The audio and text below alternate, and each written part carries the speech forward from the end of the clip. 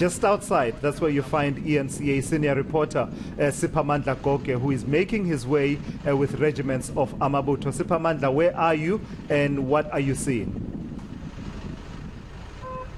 I'm somewhere in the streets of Durban, just across the Moses Mabhida Stadium. The first batch of Ibutho that we were with has already left for the Moses Mabhida Stadium. I'm with Prince Thulani here. Prince Thulani speaks on behalf of the Zulu royal family, and the king is the member of the royal family. Mntwana siyathokoza ngesikhathi sakho liphumile ilanga kwaZulu. It's a beautiful day today. It's going to be a long one.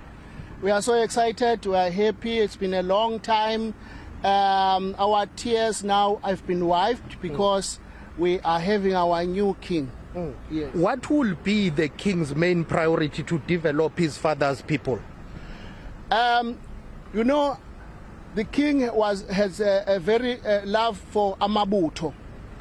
The first thing would be to collect Amabutho together, make them one, because they are actually the blanket of the nation. I think that will be the first priority. And then secondly, you know, the royal family, you know, we are, can say maybe we are divided, but not so much so. But the first priority also will be to bring the family together, because the unity of the family will mean the unity of the whole Zulu nation. Let's release you. Prince Thulani there is making his way. Joe Komane will show you how tight security is with the police there. Of course, due to the sun, you won't be able to see that shot. But there are police helicopters hovering around the Moses Mabhida Stadium, as Police Minister General Begitele did allude to the fact that the issue of security will be the top priority.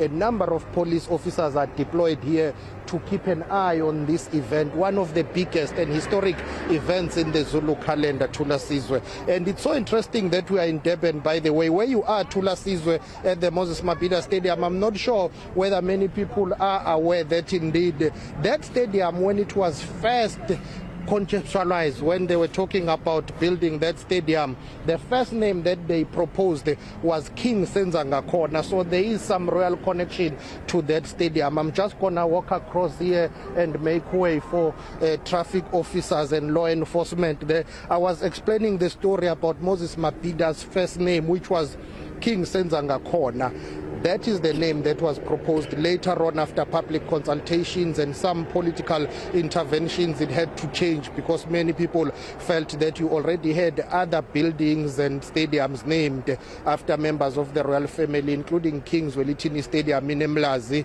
including Princess Makoko in KwaMashu. You've got King Dinuzulu Hospital in eThekwini, and also you've got King Shaka International Airport. But most interestingly, King MisuZulu's mother occupied Kwakhangela Mankengane Royal Palace. Those who are familiar with history will tell you that Kwakhangela Mankengane was King Shaga's intelligence center, very strategic to look after the land. Legend has it that he told those who were close to him that you need people to look after the land through the mouth of the harbor in eThekwini. Kwakhangela Mankengane was initially located in the modern day Durban. He said you need people to look after the land in eThekwini. Amankengane will come through the sea, through the mouth of the harbor, which is not very far from where we are, and they will come through in Tabazo, Kahlamba, Drakensberg Mountains. So it's symbolic that this event is taking place in Durban, which has got a historical ties to the royal family. One of the palaces which is not occupied at this stage, Mbelebeleni in KwaMashu,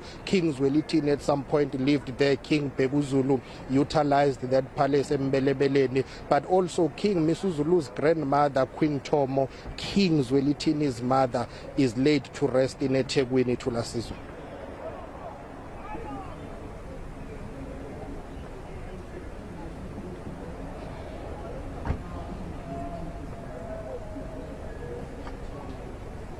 Yeah, in fact, Siphamandla, while you are on that note then and on that tip and drawing those connections between the royal family and the location of where we are, it's in sharp contrast, is it not, with the 1971 coronation of King Zwelithini kaZwelithini, which happened in KwaNongoma. From the visuals we see from that day, it was a rainy day, a proud day for AmaZulu and South Africans, but a difficult time for South Africa at the time. So the contrasts are quite sharp. But while you talk about the parallels around this area of Durban and this side, remember back in the days it used to be you'd have Natal, and then you'd have KwaZulu. Once you cross Utugela, that would be KwaZulu.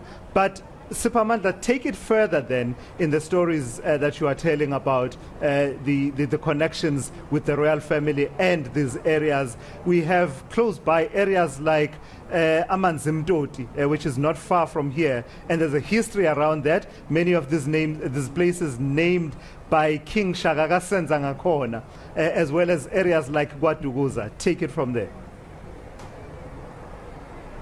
Absolutely. You know, history has it that King Shaka used to scout this area. This is where he used to march with his Amabuto, and when he was going further down south, you know, conquering and building an empire, he came across water and a river, and he asked people to taste that water. History has it that they reported to him that amanzi amnandi, but because his mother was Queen Nandi, they couldn't refer or use that name Amnandi because they were respecting King Shaka's mother. So they said amanzi amtoti inkosi. So that's where that name is said to have originated from. They had to try and find a way of respectfully describing how the water tastes, but at the same time while respecting Queen Nandi. So all of that, history has it that the area which is the modern day Durban, King Shaka used to frequent this, and Guaduguza is where of course his palace was, is where he spent most of his time, is where